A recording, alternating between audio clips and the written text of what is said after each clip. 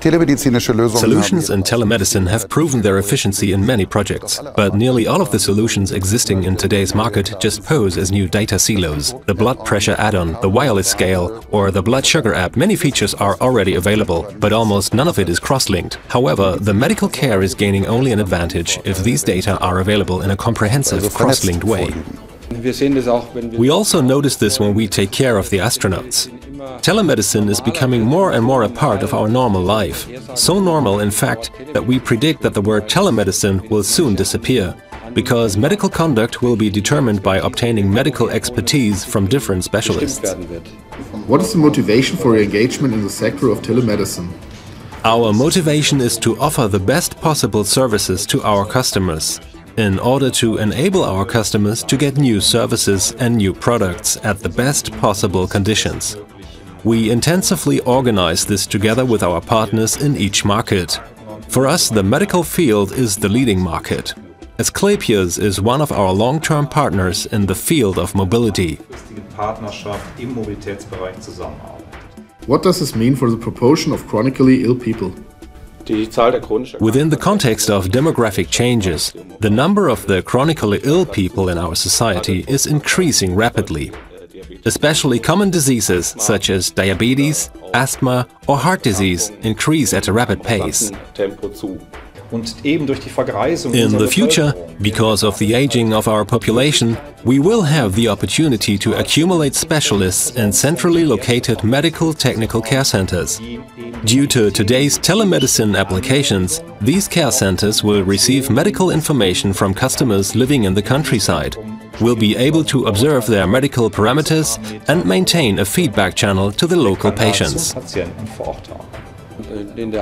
I see great opportunities in the field of primary care as well as in the medical care of chronically ill patients who need to be cared for at home.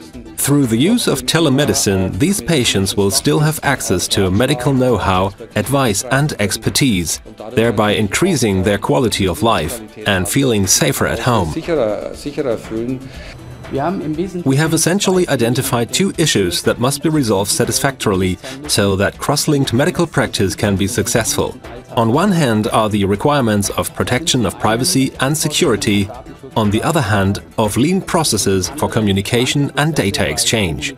The cross-linked personal health record, which we show here, allows a safe and location-independent exchange of health information. The users are highly sensitive when it comes to the exchange of health data. Therefore, we have to ensure that the data is encrypted and transmitted securely. At the same time, we have to make sure that nothing is left out and the information is definitely transferred. We have introduced the solution Secure SIM at this year's CeBIT. The encryption directly on the SIM card. This function will offer a fantastic and safe support of telemedical services.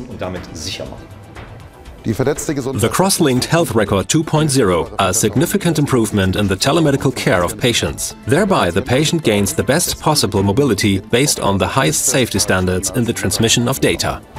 The patients have constant access to their health data and also exercise the data sovereignty. The patient decides to whom and when he grants access to his health data. The biggest advantage of a mobile system, as opposed to a PC-based system, is that the user is not tied to a fixed location. Instead, he has the possibility to take care of his health management anytime, anywhere.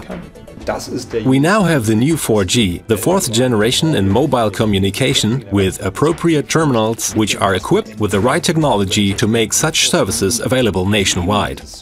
Needless to say that these services can already be used in the city. However, if you go into the countryside, it will get a bit meager with the 3G or 2G technologies. There will be comprehensive coverage through 4G technology by the end of the year, though. It is still the case that many hospitals, even smaller ones, have to take care of their very own diagnostics.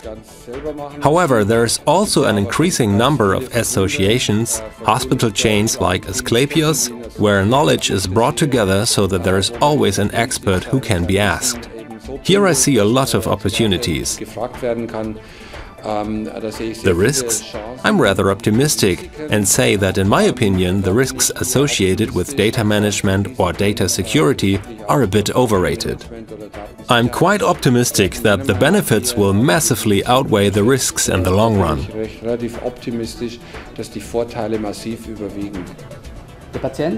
With simple means, the patient is given the opportunity to grant the physician or therapist of his confidence access to his health data. I believe that the healthcare costs cannot get stuck on the patient alone. That other participants in the market can and should intervene supportively.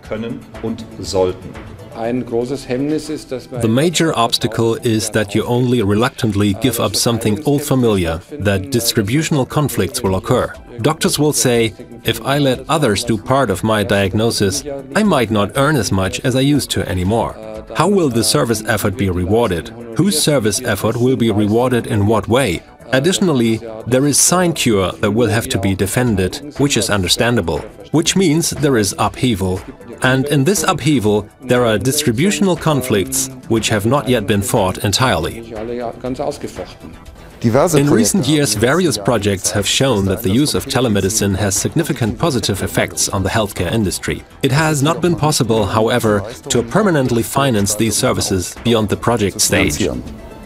Here in the Future Hospital Alliance, we are a consortium of companies who can bring such solutions on the market very quickly and in consultation with the patient, as well as the participants in the overall system, for the benefit of the patients.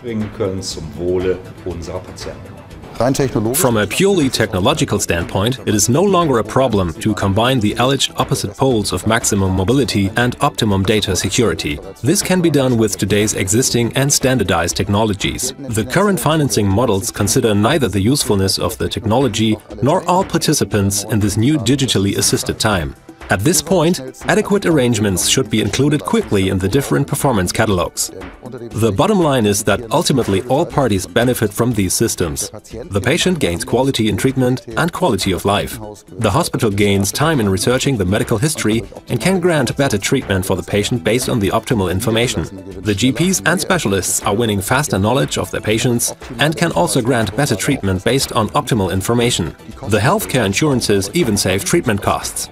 We can already very well track the effectiveness of these systems in other countries.